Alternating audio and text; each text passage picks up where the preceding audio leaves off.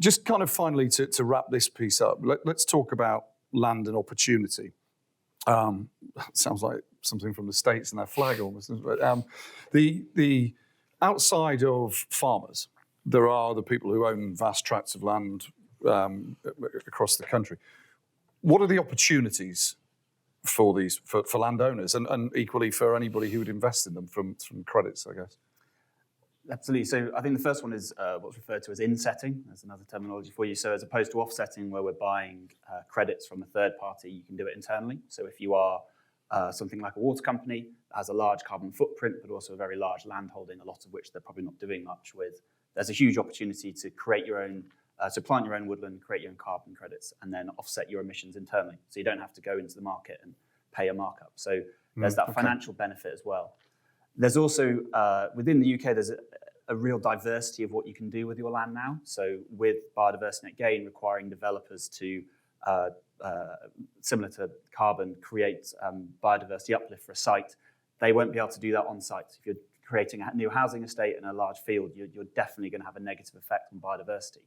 So similarly, there's now habitat banking, where landowners can develop habitats ahead of when the development will happen, and then sell those units to creditors, to buyers. So if you're a landowner now, you have this opportunity that you can take what theoretically could be unsuccessful farmland or land that you're not using and turn it into what would be like a nature reserve, habitat creation, woodland creation, and sell those units on an open market to either developers or companies looking to offset their emissions. But that is the point, man. What is it? Additionality, I believe. Yes. Yeah. They can't just go, there's this bit of scrubland. No, how much exactly. money can I go for? They've got to do something with that. Yeah, and the consultation actually came out last week from Natural England around biodiversity net gain, and it's all been a lot up in the air, and everyone's been trying to guess which way they're going to go. But that provided a lot more of the detail, and it's baseline surveys from ecologists going out there to the field, measuring what's there and kind of recording it all. So it is going to be very rigorous, and it's going to require a lot of skills that either there aren't enough of in the UK or are kind of already in demand. And it's going to be very interesting to see how the marketplace and careers change over the next couple of years to meet this need. Yeah, well, one of our partners is a recruitment business, and they're out there and they'll be rubbing their hands at that sort of absolutely. Which I hope they will anyway. But I think it's really interesting. Now, I was with a big financial institution today talking about this, just very fleetingly, and you're talking about huge sums of money beyond where I could kind of calculate where. But is there a need for huge sums of money to be put into this space, and will they generate return on it? Is that what the future looks like? Absolutely. We work quite often with partners such as Finance Earth, and they talk about the wall of money that's going to come at nature-based investment or nature-based solutions. If we're looking at a UK context, and we were having this discussion, there isn't enough space.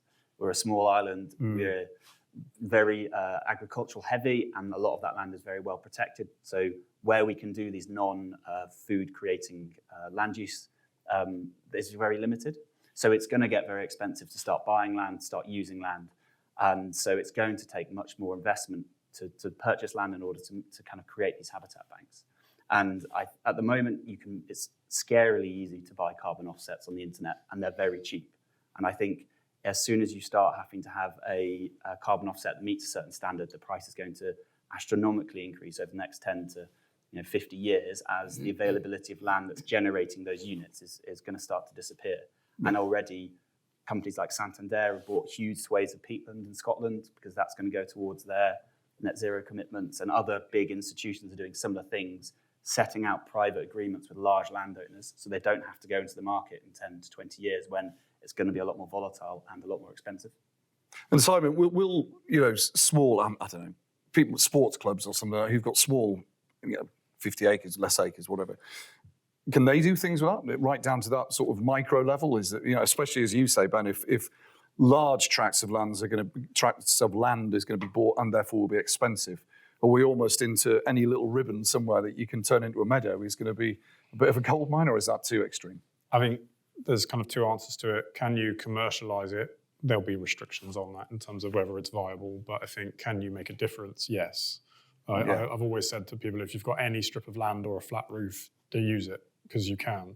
There are, even people who don't have that, if you've got a window box on it, you can contribute to biodiversity anywhere. You literally just need to make a philosophical choice to do so. Yeah.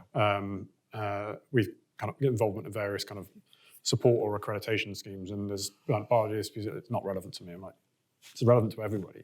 So I think that's one of the mindset pieces we've got to shift in this, is that even if you're just buying products, it's still relevant. You can make different purchasing choices. Yeah. But I think just linking back to the point you were making in terms of capital, I think the challenge at the moment is that to really get people in a boardroom to interface with what all of this costs and then go, I have to do it.